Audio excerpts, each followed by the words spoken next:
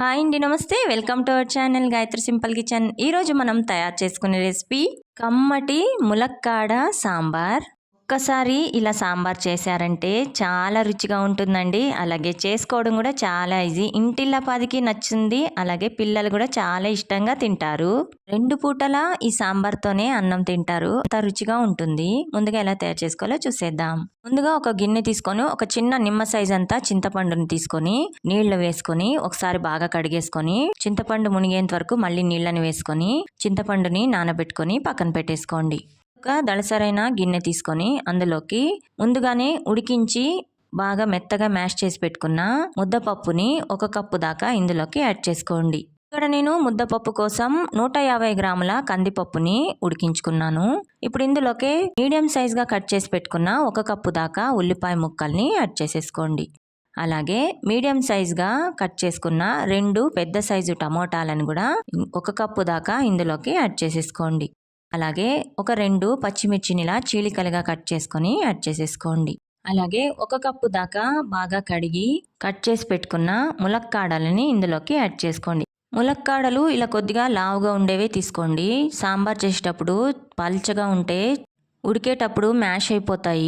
ఇక్కడ నేను లావుగా ఉండే ములక్కాడలను తీసుకున్నాను. ఇప్పుడు ఇందులోకే ఒక 10 నుంచి 12 కరివేపాకు రెబ్బలు, ఒక అర టీ స్పూన్ దాకా పసుపు, 1 టీ స్పూన్ దాకా కల్లుప్పుని యాడ్ చేస్తున్నాను. మెత్తటి ఉప్పునైనా వేసుకోవచ్చు.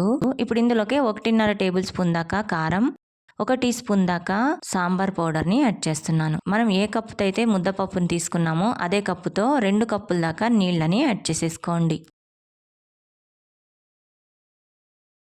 ఇప్పుడు గరిటెతో బాగా ఇలా కలిపేసుకోండి.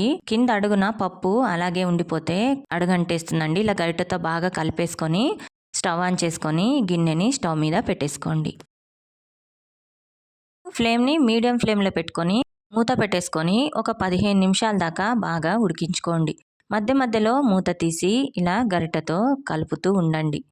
లేదంటే సాంబార్ మనకి పొంగిపోతుందండి. అలాగే పప్పు కూడా కింద అడుగంటేస్తుంది. ఇలా గరిటెతో తిప్పుతూ ఉంటే బాగా చక్కగా ఉడుకుతుంది మనకి. అలాగే అడుగు కూడా అంటదు. ఇలా బాగా సాంబార్ మరుగుతూ ములక్కాడలన్నీ బాగా మెత్తగా ఉడకాలండి. ఇప్పుడు 15 నిమిషాల తర్వాత మనకి ఒక లేయర్ దాకా సాంబార్ అనేది క్వాంటిటీ తగ్గిపోయింది. ములక్కాడలు కూడా బాగా మెత్తగా ఉడికిపోయినాయి. ఇందులోకి మనం ముందుగా నానబెట్టి పెట్టుకున్న చింతపండుని గుజ్జు తీసేసుకొని ఇలా ఒక అరకప్పు దాకా చింతపండు గుజ్జుని యాడ్ చేసేసుకోండి.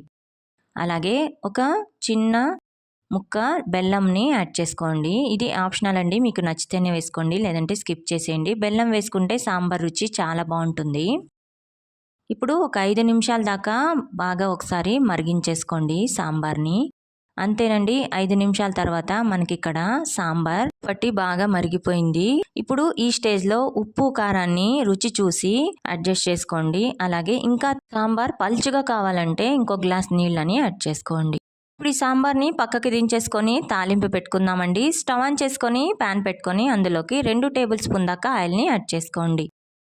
ఇప్పుడు ఇందులోకి 1 టీ స్పూన్ దాకా ఆవాలు, 1 టీ స్పూన్ దాకా జీలకర్ర, 10 నుంచి 12 దాకా వెల్లుల్లి రెబ్బలు, అలాగే 10 నుంచి 12 కరివేపాకు రెబ్బలు, ఒక 2 ఎండుమిర్చిని తుంచి యాడ్ చేసుకోండి. ఇప్పుడు ఇందులోకి 1/2 టీ స్పూన్ దాకా ఇంగువని యాడ్ చేసుకొని ఆవాలు జీలకర్ర చిటపటలాడాక ఫ్లేమ్ని లో ఫ్లేమ్లో ఉంచుకొని మనం ముందుగా ఉడికించి పెట్టుకున్న ములక్కాడ సాంబార్ని ఇందులోకి వేసేసుకోండి. అంతేనండి. ఇలా తాలింపు పెట్టుకున్నాక 1 నిమిషం దాకా ఫ్లేమ్ని మీడియం ఫ్లేమ్లో ఉంచుకొని ఒకసారి మరిగించుకోండి. 1 నిమిషం తర్వాత స్టవ్ ఆఫ్ చేసేసుకొని ఒక 2 టేబుల్ స్పూన్ దాకా సన్నగా తరుక్కున్న కొత్తిమీరని యాడ్ చేసుకొని సాంబార్ని పక్కకి దించేసుకోవడమే. అంతేనండి. మనకి ఇక్కడ గుమగుమలాడుతూ చాలా రుచిగా అలాగే ఈజీ వేలో ములక్కాడ సాంబార్ రెడీ అయిపోయింది. ఇక్కడ నేను రైస్తో సర్వ్ చేస్తున్నాను. ఈ ములక్కాడ సాంబార్ చేసుకోవడానికి ఎక్కువ కూరగాయలు ఏమీ అవసరం లేదండి. ఉల్లిపాయ, టమోటా ఉంటే చాలు. ములక్కాడ సాంబార్ ఈజీగా తయారు చేసుకోవచ్చు. టేస్ట్ కూడా చాలా రుచిగా ఉంటుందండి. ములక్కాడ ఫ్లేవర్తో ఈ సాంబార్ మాత్రం కమ్మగా నోటికి రుచిగా ఉంది. నా యూట్యూబ్ ఛానల్లో క్విక్ అండ్ ఈజీగా చేసుకునే చాలా రకాల కూరలు, పులుసు అలాగే రసం రెసిపీలు ఉన్నాయండి. ఒకసారి చెక్ చేయండి. ఈ వీడియో కనుక మీకు నచ్చినట్లయితే లైక్ చేయండి, షేర్ చేయండి, అలాగే సబ్స్క్రైబ్ చేయండి. Thank you for watching.